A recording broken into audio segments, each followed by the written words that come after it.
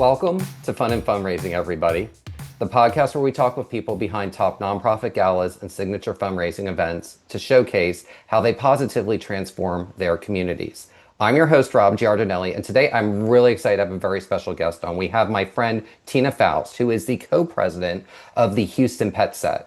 And they have a wonderful event every fall called the Fierce and Fabulous Soiree. And the organization's been around for over 20 years, and they're going to be embarking on their third decade this year. And they're going to actually be switching up the format of their event a little bit this year. So I thought this would be a fun conversation to have about how you do that effectively and bring on your very loyal following that you already have on with you to through the journey of the organization. And with that, Tena, welcome. And I am so thrilled to have you on as a guest today. This is a pleasure.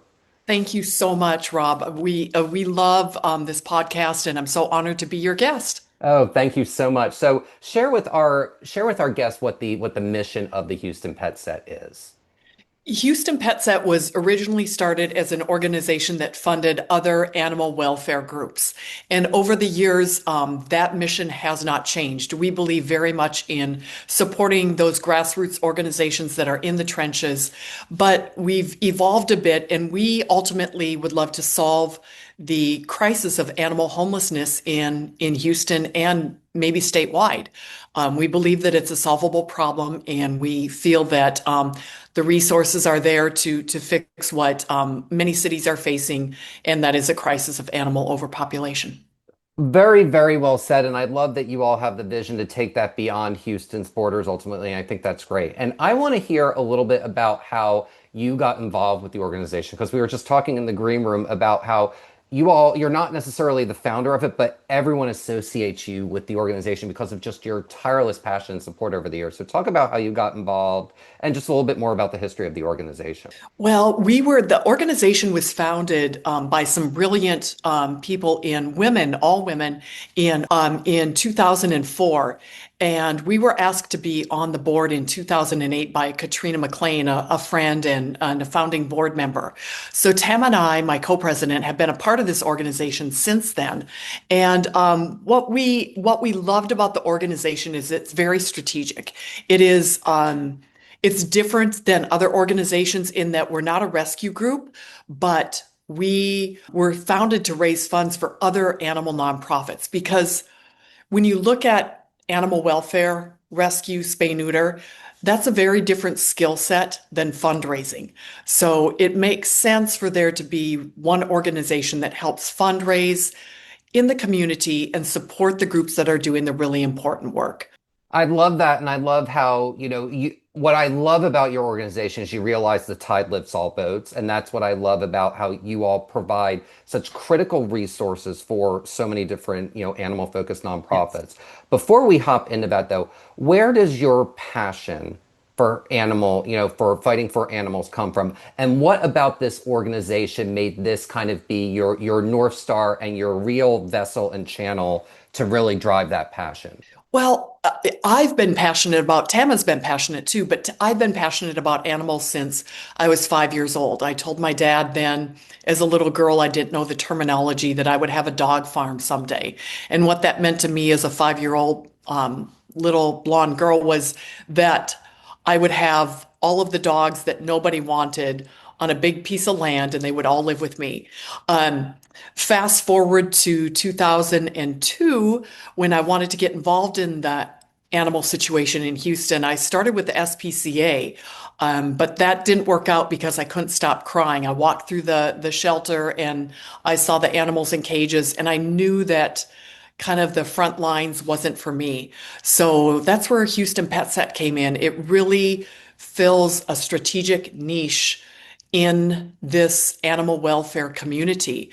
We currently address funding, legislation, local ordinances, law enforcement. So that's what really attracted me to this organization, is how strategic they were and how different they were. They were doing something different than rescue.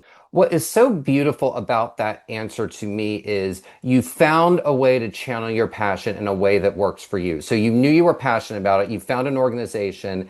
And while you may have liked what the mission of the organization was, you knew that it it wouldn't allow you to make the most possible impact. And what's so admirable about you is that you found the organization that you can channel that impact in such a positive way. And I just think that's so cool because it's one, it's a sign of perseverance, and two, a sign of never giving up and just finding the right thing to solve this problem that's very, very personal for you. And what I've admired about you and your sister so much is that you really put yourself out there for this cause. And one way you have done that was with your documentary for the animals. So share a little bit about that documentary and kind of how that whole project came to being. Well, thank you for asking about it. It was really a heart project, and it's something we had talked about for a long time. And we were fortunate enough to meet two documentary filmmakers, Anabuti and Sid Hawley, and connected with them really in a heart space on a heart level, and asked them if they would consider making a documentary about Houston's stray animal crisis, and they agreed to. So, yeah, that documentary came after COVID.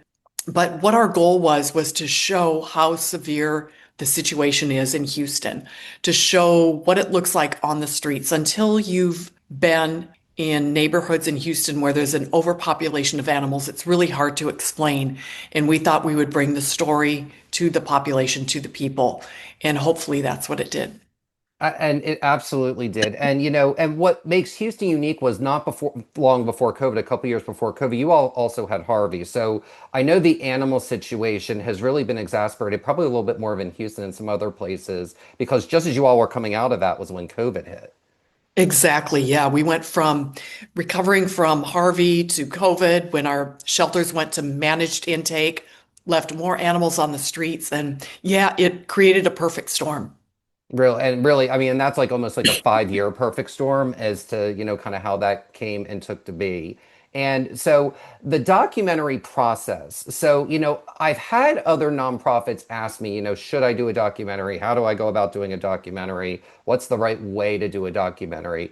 What advice would you give to an organization, a nonprofit, looking to do a documentary about their mission and what they're doing and how they impact the community at large? I think the most important thing is to find really good filmmakers. We were so blessed with ours.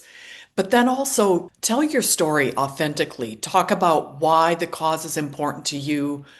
Talk about how it impacts your community, and really let the story flow from your heart. I feel like that is the most important. We started our documentary thinking it would be all about the animals, and in some points in the movie, it kind of spins back around and talks about how the work impacts us personally.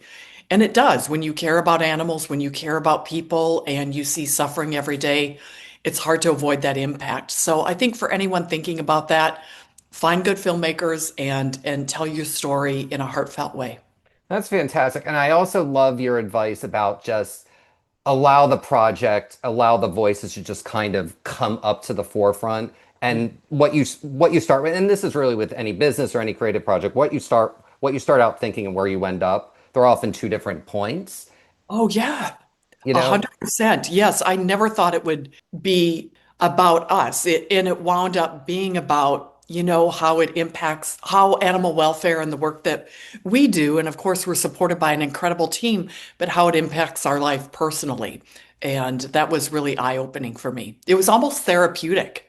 It was kind of cathartic in a way. So talk about that because I think it's interesting because catharsis comes in different ways for different people. So talk about how because it's really brave to kind of put yourself out there in something like a documentary. Talk about how that was cathartic for you. I think I was able to talk about maybe some of the frustration or anger about how much this cause impacts our personal lives. Because when you see animals suffering, it's hard to say no. And anybody, this isn't exclusive to Tama or me by any stretch. There are tens of thousands of volunteers out there every day sacrificing so much more than we will ever sacrifice. And those are the people that we tip our hats to and the people that we raise our funds for. But it does have an impact on you, and it's frustrating because you feel like you're cleaning up somebody else's mess. And that's really what it is. People blame our shelters, they blame our city, our county, but this is a people problem. Animal overpopulation and stray and roaming animals comes back to people who are not caring for their own pets. And once you kind of get into the psychology of that, I get angry, and that came out in the movie, and I get frustrated and I get sad at the times where I wasn't there for my family or I wasn't there for a friend or that kind of thing. And so that's how it was cathartic in a way. It really brought to the surface, the frustration with what we see every day and the ability not to solve it quickly. And that is frustrating, especially when it's something that you all care about. And I want to mention one more thing for the animals. So what I love about any email I ever get from you or your sister, you always end with the salutation for the animals. Where did that phrase come from for you all? It actually came from one of my mentors. His name is Sean. And when I started doing this work in 2002, that's how he signed his emails. And so I don't get credit for that. I hijacked it from him. And it really, ultimately, we use that phrase a lot in our organization, in our daily lives, because when we have a decision to make, we have to say what is best for the animals. Absolutely. And for the animals. And what you were saying about what your mission is, about how you work with other nonprofits. Share with us, a little bit about how PetSet, and you feel free to give an example or talk broadly, whichever you feel most comfortable with, how PetSet and the work you do and the funds you raise benefits particular nonprofits in the Houston area. Okay, great. I love that you're bringing this up. So, as I said earlier, the organization was founded on raising funds for grassroots organizations. And so that is what we continue to do. We have an event every year. For the last 20 years, it's been the soiree. And those funds, a majority of those funds that are raised go to other animal nonprofits. Last year, I think we provided grants anywhere from around $1,000 to $10,000 to various animal welfare nonprofits in the community. Those that are doing either spay neuter, they're doing rescue, fostering, all those things that are so important to getting dogs off our streets and into homes. So that's really what we're doing. That's fantastic. And the fact that you're able to provide, grants to so many different types of organizations to do that, I just think it's so cool to see that. And that's why I love events like yours. I love umbrella organizations because they have such a wide impact on the community and bring unique aspects of the community together like very few other types of events do. And in the green room we were kind of talking about pet set generally and how you've all been around for a while. What are the keys to successfully running a nonprofit on a long-term basis so that you are successful year after year, decade after decade? Oh, wow. I think the most important thing is to build a really good team. We have such a dedicated and committed team. They love animals. Everybody in the Houston PetSet organization, their number one passion is animals. And so I think that's important. That's what drives you at night. When you're tired and you don't feel like answering emails or don't feel like responding to an emergency text, when you know that there's an animal at risk, that's what drives our team. So I say, yeah, the number one thing is build a good team, stay committed to your mission, find a strategy, be strategic.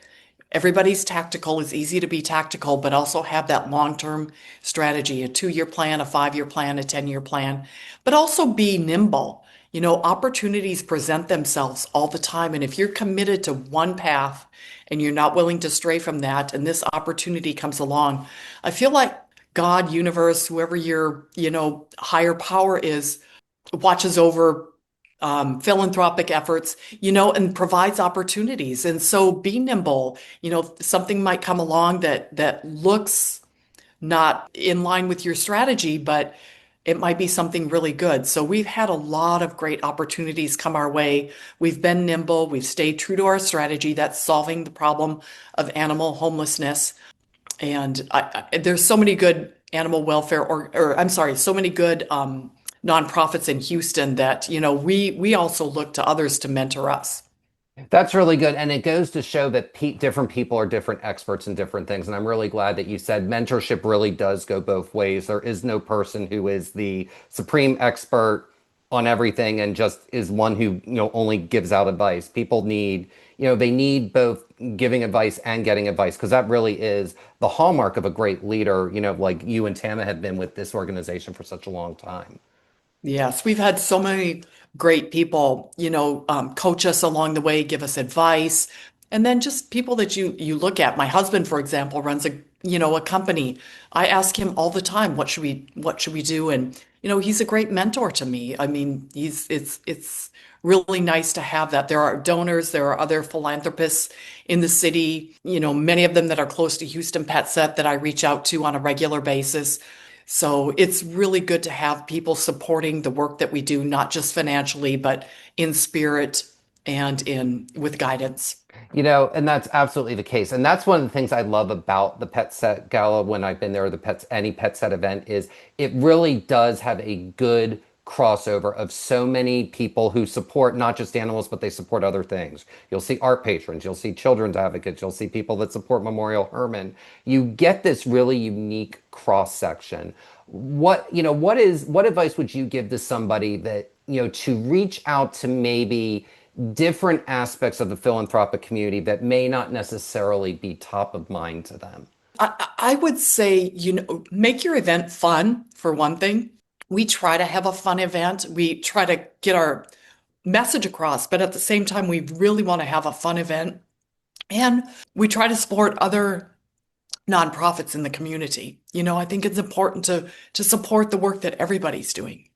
Well, that's absolutely true. And your event is fun. Like, I'll never forget, we went a couple of years ago and we had called you like a couple of days before. And we're like, what time are you all going to be there? And you're like, it started at 7. You're like, 6:45. We're like, okay, we'll show up, at 7 so we get to say hi to Tam and Tina. We walked in and it was packed because everybody wanted to be there. I was like, oh my God, this is like literally the starting time on the invitation. And people were like, literally, they were already, it wasn't like they were beating down the door. They were already through the door. And it was really one of my favorite gala moments I've ever had because it was just like, man, you can just tell the entire audience wants to be here and really just wants to celebrate the great work that you do. And it was all subsets of the Houston community. It was really cool.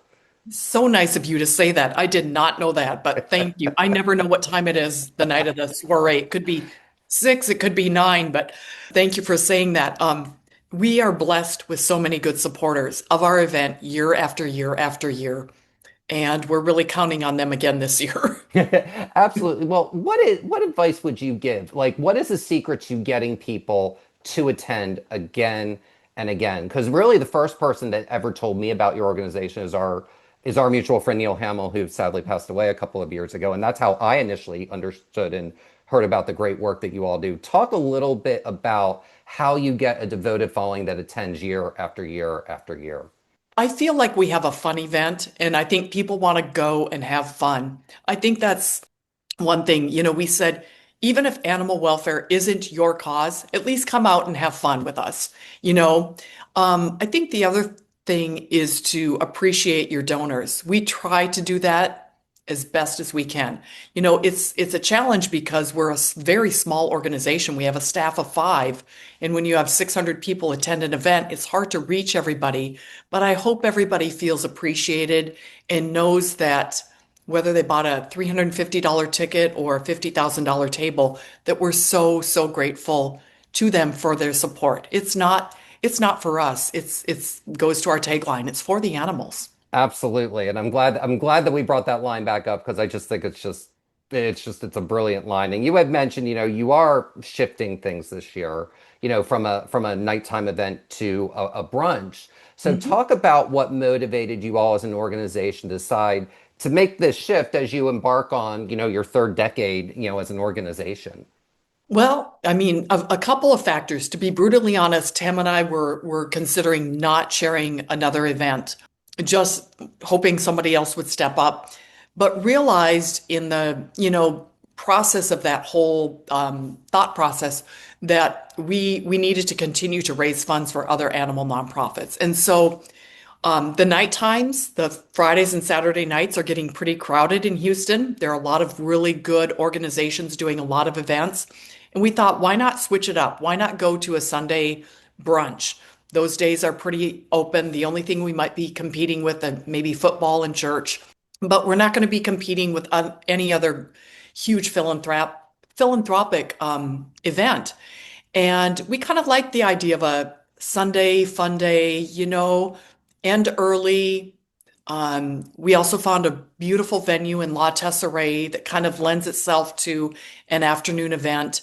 And it's just a bit more casual, a bit less stuffy, a lot more fun, and a little easier on the event planning side. So we're hoping that it takes hold. We hope that people like the idea of coming out on a Sunday from maybe 12 to 4, having some fun, being ready to get into their work week. And I think that's kind of how it came to play.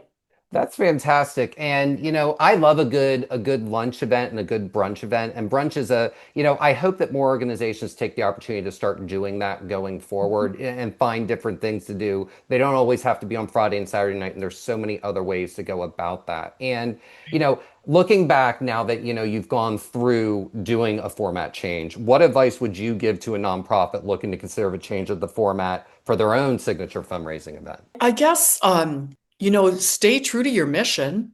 Again, make it fun and find something that that you like to do. Because if you like to do it, other people like to do it. I love to go out on Sunday afternoon and see my friends and have some fun. We thought, why not turn this into an event? So identify what you like to do and then get your friends, your supporters to do the same thing and just make it happen. Absolutely. And, one of the things that I really was so impressed with when I went to the last nighttime event, which was, I think, in 2023, was your auction, both silent and live, were next level. I mean, they were amazing. Like the packages you all put together, especially for the live auction and especially the silent auction, I was like, gosh, these are so elevated. They were great. So what is the secret to getting so many top businesses in Houston to say yes and that they'll donate items to your organization to really help you raise funds to broadly impact the community? Great question. I think Houston and Houston businesses are naturally philanthropic. People are just so incredibly generous. And I think that we can show sometimes a return on their donation because we have a crowd of maybe 600, 650 people. We put their name in front of them. And also, it's just building those relationships over time. So many companies, organizations, we've built those relationships over many, many years. And they continue to be generous to the organization. They continue to be generous to the animals. And a lot of times it's just we're blessed. Yeah, you absolutely are. I'm glad you mentioned the point about doing the work and building relationships. It takes time. It's not an overnight thing, and it's also not transactional. Mhm. It's a relationship, and that's how you go from getting an auction item once and it never happening again to getting auction items that repeat every single year. Like I remember there were all kinds of sports packages, and you may have a great relationship, like say with the Houston Texans, but it's not going to be the same exact Houston Texans package every year. You can kind of evolve as their roster evolves, or they get a new stadium, or they are playing a game in London or whatever it is, and Right. you really can give your guests these experiences that they would never have access to anywhere else. Right, right. Those are really extraordinary experiences, and we've been blessed to meet the right people along the way. And again, it's developing those relationships. It doesn't happen overnight, and it's taken years for us as an organization, our team, to kind of build up and get to an auction and a live auction, a silent auction that we're really proud of. And thank you for bringing that up. I'm glad that you recognized, the quality of it. And we're fussy about what we present to our organization. We're an animal cause. And we're not an arts, we're not the opera, we're not a medical cause, but we want animals to be as important in this community as all of those causes that raise millions and millions of dollars every year. And so creating that image around animals has been critical to our success. We feel like we need to continue to elevate the status of animals in our society. Absolutely. And that's so great all the way around. And I wanted to ask one more question about the auction piece. And it's really only because your silent auction items are so elevated. How do you go about selecting, okay, this one's going to be in a live auction. It's going to be one of the 8 packages we talk about on stage versus, okay, this one we think is going to do better as a silent auction. Because there were like, I remember looking and I turned to my husband and I was like, gosh, there's like 4 or 5 packages that could easily be a live auction package that were in the silent. So I'd love for you to kind of share the process of how you differentiate between the two. Well, it is strategic, and we spend a lot of time considering which ones will sell the best. What is the variety? Do we think we have a bidder for this? If our silent auction goes live a couple of days before, do we have a wider audience for it? There is a strategy to that, and over the years we've learned, we haven't perfected it, but we've kind of learned what should be in a silent auction, what should be in a live auction. And I think it's important too to know your audience, know who's coming, know what their likes are, know what their dislikes are. And it's okay to go out ahead of time, a couple weeks ahead of time, and say, we potentially have this. I know that you love this. Would you be willing to bid on it? There's nothing wrong with that.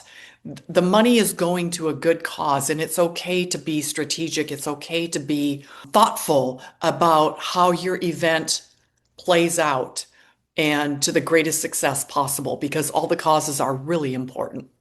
That's some really, really great advice. And especially the whole outreach part and really just understanding what your audience is going to like and what will raise the most money for your cause and for the animals and, elevate the event and make it more fun. As you've mentioned fun as as an ongoing theme. And that, if I were to describe Houston Gala events in one word, the best ones are all fun. They're all incredibly fun, much like PetSet is. So, talk a little bit about what guests can expect to experience this year at the brunch, and talk a little bit about the new venue and some things you're excited about with this new format. Well, great. I'm glad you brought up the venue. It's a new venue in Houston. It's called La Tesseray. It's absolutely gorgeous, huge wraparound balconies with a view of downtown. The pre-function area, the bar area looks like a South Beach club. I mean, it's just beautiful. I think the best part of the event is going to be Billy Bob Thornton and his band, the Boxmasters, are going to be performing. So we all love him in so many roles, including Landman, all the previous roles. He's just a great actor and a great guy, and his music is really good. So I think that's going to be the highlight of the day. It's going to be more casual. It's more of a buffet style, kind of a Sunday fun day type feeling. But we hope that it continues to elevate our cause, continues to attract our same supporters, maybe bring in another audience, and we're hoping that it just raises a lot of money for the animals. Absolutely. Well, I just, Billy Bob Thornton, really, he's a Texas icon. So the fact that he's going to be performing at it is so cool, especially as he's just in the stratosphere right now with Landman. And it's just he's just in a completely different level. So, I mean, that's just what a coup. And I know that that's going to be a fun afternoon hearing him, at the end of the afternoon as, the capstone to a really, really cool day hearing from a Texas icon. I just think that's awesome. We have a limited number of meet and greets with him. 40 people will be able to meet him. And so we're hoping that draws a lot of people. But you're so right. With Landman right now, he's really kind of number one in our hearts and in the country. Absolutely. And I know we're coming up on time now, but I'd love for you to, I always like to ask this question of guests, and I love your answer just with your long background, not just with PetSet, but also being a guest and attending so many other causes, like you mentioned about, you give and other people give back to you, and you really understand that. And that is, what is one thing all successful fundraising events have in common? I think the relationship part is really important. They probably organizations are led by a board, a team that cares about their cause. They're committed to the cause. People feel welcome. They feel a part of something. They feel included. Nobody ever likes to go to an event and feel like they can't participate. It's really important to make everybody feel like they are a participant, not only in the event, but in the cause and in the solution. And we always say it doesn't matter if it's a $5 donation or $500,000 donation.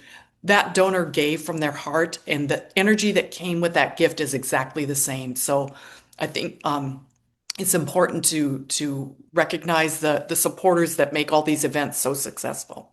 Absolutely, so well said. Relationships are so important. And not only that, but also doesn't matter how much people give because people give for different things, but also having people from different income levels at an event, that's part of what contributes to the fun of an event because it's really more reflective of the community that way. And I think that's just such sage advice. And Tina, thank you so much for joining us today. This was so much fun. You gave such wonderful insights. And I really, congratulations on the new format, Billy Bob. And I know the brunch is going to be amazing. Thank you. I hope you're there. Thank you so much for letting us talk. I really appreciate you, Rob. Absolutely, Tina. Thank you so much. And Houston PetSet's Fierce and Fabulous La Brunch will be held on September 28th, 2025 at Le Tesser in Houston, Texas. For more information, please visit houstonpetset.org. And that will do it for this episode of Fun and Fundraising. I'm your host, Rob Giardinelli, reminding you to keep it fun, keep it interesting, and your guests will have a great time. Have a great day, everyone, and take care.